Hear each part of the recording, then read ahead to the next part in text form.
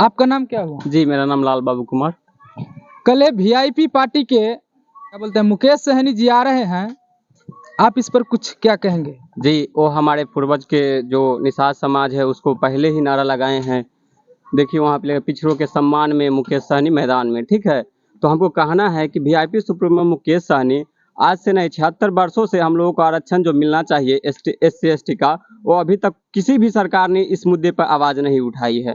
तो हमारे मुकेश सहनी नेता पहला है जो हम लोगों के आरक्षण के बारे में आवाज़ उठाया है। तो हम लोग युवा पूरे जागृत है, पूरे जोशीला है और पूरे जोश में नारा लगाएंगे, आरक्षण नहीं तो गठबंधन नहीं, और गठबंधन नहीं तो वोट नहीं, ठीक है। जैसे कि हमारे ही समाज में बहुत ऐसे लोग हैं जो बीजेपी के कार्यकर्ता है, जैसे कि देव कुमार जी से आप पूछे, ठीक है। उनका सेल्फ देखिए, बंगला हो या घोंसला, अपना घर अपना होता है।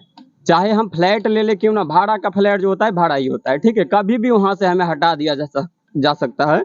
लेकिन मुकेश सहनी जो है हमारे घर बनाए हैं, मेरे लिए घर बनाए हैं। अगर घर झोपड़ी का भी हो ना तो अपना है, तो वहां से कोई दावेदारी करके हटा नहीं सकता है, चाहे कोई कानून के जरिए हो, चाहे कुछ भी करके हमें नहीं हटा। तो अपना घर में ला रहे हैं, तो हम लोग अपना घर वापसी कर रहे हैं। फतेहपुर से अगर बीजेपी लड़ेंगे तो वोट दीजिएगा? जी बिल्कुल देंगे। बीजेपी से अगर हमसे जो मांग है वो पूरा करेंगे, आरक्षण की बात पूरा करें तो बिल्कुल लड़ेंगे। लेकिन ऐसा हरगिज नहीं करेंगे कि वो संविधान बदलने की बात करें तो उनके साथ तब भी खड़ा होंगे। उनके पार्टी में रहने के बावजूद भी हम लोग संविधान को लेके चलेंगे, क्योंकि हम लोग पढ़े लिखे युवा है। संविधान जो हमें अधिकार दिया है, आज बैठे कुर्सी पर बैठे हुए, शिक्षा ग्रहण करने का अधिकार जो हमें मिला है वो संविधान से मिला है। किसी देवी देवता या कोई भी जो होता है मनुवादी सोच के विचार वाले ये नहीं दिए हैं, हमारे बाबा साहेब आम्बेडकर ने दिए हैं। तो मैं उनको हमेशा से मानता हूं और मानूंगा।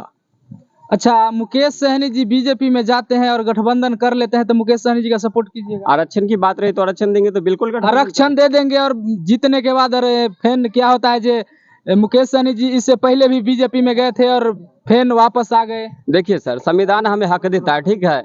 अगर संविधान पे अगर किसी भी तरह का टिप्पणियां बदलने की बात करेंगे तो हम अपने क्या कहते हैं पिता से भी लड़ने को तैयार है। तो बीजेपी क्या, उनके घर में रह के, उनके पार्टी में रह के उनको लोहाने का काम करेंगे। चाहे बीजेपी हो, चाहे आरजेडी हो, किसी भी पार्टी हो, संविधान पे उंगली उठाया तो हम लोग चुप नहीं बैठेंगे। चाहे मेरे सर कट जाए, गला कट जाए, उससे हम फर्क नहीं करते हैं। अभी तो नया नया खून है, जोश है, अभी बहुत उड़ान बाकी है सर। हम लोग आरक्षण लेकर रहेंगे। अगर आरक्षण नहीं मिलता है तो क्या? गठबंधन नहीं करेंगे, हम लोग अपना बहुमत बनाएंगे, अपना वोट बैंक बनाएंगे। अब मेरे पास जो आबादी है, आज हमारे जो जातिगत सर्वे हुआ है ना, उसमें देखोगे समांतवादी सोच के लोग ये जातिगत जनगणना को विरोध क्यों कर रहे हैं? क्योंकि अगर अति पिछड़ा जाग गया, ओबीसी ST और ओबीसी जाग गया, तो हम लोगों को जो बहुमत है इधर से उधर करके ई पार्टी में ज्वाइन करके वो पार्टी में ज्वाइन। आप आरक्षण लेना चाहते हैं, आप ही का समाज का लोग कुछ आरक्षण के विरोध कर। देखिए सर, हमको कहना है बाप बाप होता है, ठीक है। आज नहीं तो कल हमें पार हो जाएगा ना, कितना भी उड़ लेंगे, लेकिन एक दिन जमीन का आशा करना ही है।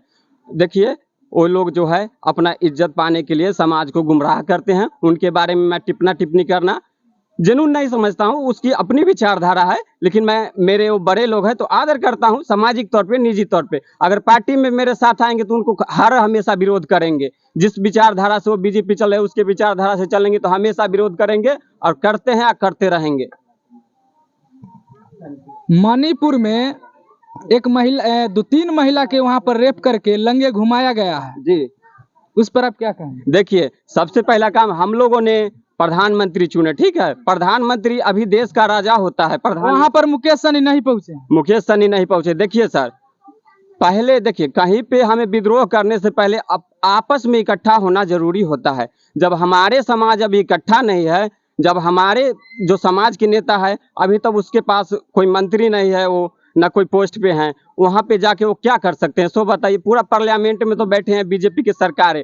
अगर बीजेपी सरकार मुकेश सहनी के सुनते तो आरक्षण नहीं दे देते। मणिपुर पे वो सवाल उठाएंगे, वो मान लेंगे? नहीं मानेंगे, क्योंकि आरक्षण हक है हमारा, वो तो दे ही नहीं रहे। मणिपुर के मुद्दा पे कहाँ बड़े बड़े पार्टी लोग टिप्पणी कर रहे हैं और कह रहे हैं मणिपुर पे जो घटना हुआ, हमारे माता बहन है उसके समान महिला को नंगे घुमाएगा। बीजेपी को शर्म आनी चाहिए, बीजेपी को शर्म आनी चाहिए, क्योंकि वैसा स्थिति देखने से पहले प्रधानमंत्री को चुल्लू भर पानी में डूब के मर जाना चाहिए। जहां पे नारी का सम्मान करना चाहिए वहां पे नारियों को नंगे घुमाया जाता है। प्रधानमंत्री देखता रहता है खड़े खड़े मुंह। वैसा प्रधानमंत्री से अच्छा है कि कोई राजशाही शासन हो वो अच्छा रहता है। राम राज में क्या होता था, एक एक हिंदू राष्ट्र घोषित होने वाला है। सुनिए ना, बताते हैं, 1 मिनट सुनिए। राम राज में हुआ क्या था, सीता पे एक ही लोग उंगली उठाए थे, कि कोई भी उंगली उठाए थे एक ही लोग। राम ने किसी को नहीं सुना, पूरा जितने भी अयोध्यावासी थे किसी को नहीं सुना, उसने राज्य से बाहर कर दिया।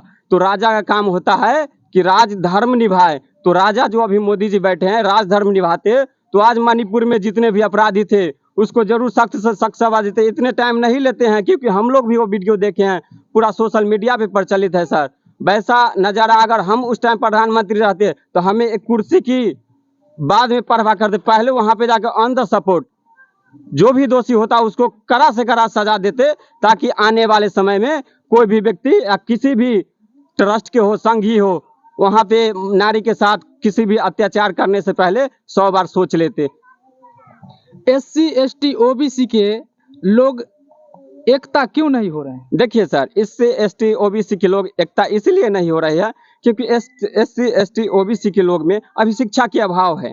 ठीक है सर, जब शिक्षित हो जाएंगे तो ऑटोमेटिक एकत्रित हो जाएंगे। हम लोग देश आजाद हुए 76 साल हो गया, अभी तक शिक्षा के बारे में क्यों नहीं इतना सब जाग रहे हैं और पढ़ने जा रहे हैं? देखिए सर, हिटलर का कहनाम था कि लोग को इतना सताओ, इतना सताओ, इतना सताओ कि वो खाना खाए ना तो लगो कि हमको आज़ादी है। तो हिटलर वाले सोच के लोग आज सत्ता पे बैठे हैं, वो सिर्फ खाने के लिए रोटी दे रहे हैं, अदर विकास के लिए नहीं। आज हमारे बच्चे SC ST OBC का BPSC परीक्षा देने जाते हैं, देखिएगा उसको रिटन में अच्छा नंबर आता है, इंटरव्यू में क्यों छाड़ दिया जाता है? क्योंकि वहाँ पे इंटरव्यू लेने वाले जो होते हैं वो पूरा का पूरा अपर कास्ट का होता है, हमारे SC ST OBC का नहीं होता है, लोअर कास्ट का नहीं होता है, इसीलिए वो लोग छट जाते हैं। हम लोग आज ब्लॉक में जाते हैं तो वहाँ पे रिश्वत लेके काम करते हैं। क्यों करते हैं? क्योंकि वहाँ पे सारा का सारा फॉरवर्ड का वहाँ पे नेता बैठा है। वो सिस्टम को बदलना जरूरी है सर। SC ST OBC कभी भी गद्दारी नहीं देश के साथ किया है, आप इतिहास उलट के देख लीजिए। एक धीरेन्द्र शास्त्री हैं, वो अपने आप को बाबा कहलाते हैं। वो बोल रहे हैं कि जिस महिला के मांग में सिंदूर नहीं हो, जिस महिला के गले में मंगलसूत्र नहीं हो, उसका प्लॉट खाली है, और जिस महिला के मांग में सिंदूर है, जिस महिला के गले में मंगलसूत्र है, उसका प्लॉट बिका हुआ है। इस पर आप क्या कहेंगे? एक बाबा का कहना ऐसा शोभा देता है? नहीं, बिल्कुल नहीं देता है सर। देखिए, आज धीरेन्द्र शास्त्री बाबा है, आज नहीं तो कल वो शादी ही करेंगे, उसके जो बेटे होंगे वो खाली प्लॉट होंगे। उनसे आप जाके पूछेगा एक बार कि आपका बेटी जो होंगे खाली प्लॉट होंगे, वो कोई भी रजिस्ट्री करवा सकता है? ऐसा नहीं होता है सर। वो जो टिप्पणी किया है वो बिल्कुल सरासर गलत है। वैसा टिप्पणी करने वाला बाबा को कारागार में डाल देनी चाहिए। एक मिनट, आप बोल रहे हैं कि वैसे बाबा को कारागार में डाल देना चाहिए, लेकिन यहाँ पर पटना में जब वो बाबा आए तो सबसे ज्यादा भीड़ लगा। आखिर SC ST OBC की ही जनता जाता है और उनको बाबा बाबा करके ये सब करते हैं, तो आप अपने पहले कुछ उधर स्वर्ण जाति के नेता है, वो बोल रहे हैं कि हमको समझाने के बजाय अपने समाज को समझाइए, तो उनको क्यों दोष दे रहे हैं? वो तो खुद बोल रहे हैं, एक मिनट, वो खुद बोल रहे हैं कि कोई तांत्रिक नहीं होता है या कुछ नहीं होता है, फिर भी वो सब बोल रहे हैं, फिर भी जा रहे हैं, तो गलती किसका है? देखिए, ये जो है पूरी तरह मन में जो है सो भर दिया है भर में एक, ठीक है। SC ST OBC जितने भी है ना, भगवान के नाम पे एक भर्म माया जाल फैला दिया है। अब मानसिक गुलामी में हमारे समाज चला गया है, ठीक है, क्योंकि पढ़े लिखे लोग थे नहीं, इतिहास तो पढ़े नहीं, पढ़ा क्या, सुना क्या? रामायण, महाभारत और मनुस्मृति जो पहले लागू था। हमारे पूर्वज ने मनुस्मृति सुना, मनुस्मृति का ज्ञान लिया, हम लोगों के पूर्वज ने भी लिया, थोड़ा बहुत हमने भी लिया। तो उस तरह से हमारे जो है मन को भ्रम फैला के उसमें जो है ना वो धर्म के नाम पे धंधा करता है। धर्म में कुछ नहीं रखा है, धर्म को हम कभी नहीं मानते हैं। हमारी विचारधारा मिलनी चाहिए। गौतम बुद्ध ब्राह्मण समाज से थे, हम आज उनको भगवान मानते हैं। धीरेन्द्र शास्त्री ब्राह्मण समाज से, हम उनको कुछ नहीं मानते हैं। चमत्कारी है तो क्या हुआ, वो एक दूसरे मानते हैं जो चमत्कार करते हैं। कौन? आप मानते हैं कोई चमत्कार करते? अगर इतना चमत्कारी है तो मेरे सामने बुलाइए, मेरे भाग्य रेखा दिखवाइए, मैं क्या हूँ। 4 वर्ण हुए, ठीक है सर, 4 ब्राह्मण, शूद्र, क्षत्रिय, वैश्य। तो कुछ जंघाओं से पैदा हुए हैं, एक मिनट, कुछ जंघाओं से पैदा हुए, ठीक है, कुछ मुंह से पैदा हुए और कुछ गोड़ से पैदा हुए।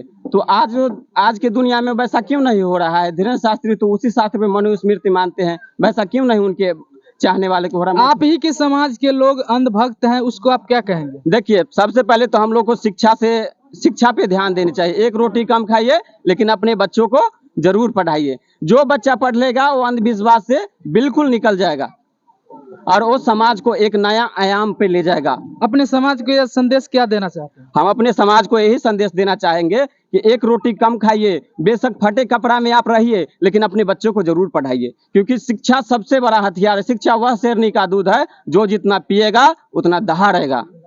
क्या नाम बताए थे? जी, मेरा नाम लाल बाबू कुमार। लाल बाबू जी का कहना है कि हमारे संगठन जब तक शिक्षित नहीं होगा तब तक समाज आगे नहीं बढ़ेगा। फिर